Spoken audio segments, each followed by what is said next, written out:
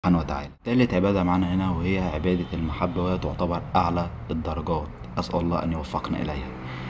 العبادة المفروض تكون قايمة على حبا وتشريفا وتعظيما لله سبحانه وتعالى، وبالرغم من حزنك وضعفك وبأسك ومشاكلك وضعفك والمشاكل اللي انت بتمر بيها، المفروض يكون عندك يقين بالله سبحانه وتعالى ان كل اللي انت فيه ده مسألة صبر، وده كل ده هيزول. فإن بعد العسر يسر، إن بعد العسر يسر. فعبادة المحبة دي المفروض تكون أساس العلاقة ما بينك وبين ربك سبحانه وتعالى، قايمة على المحبة.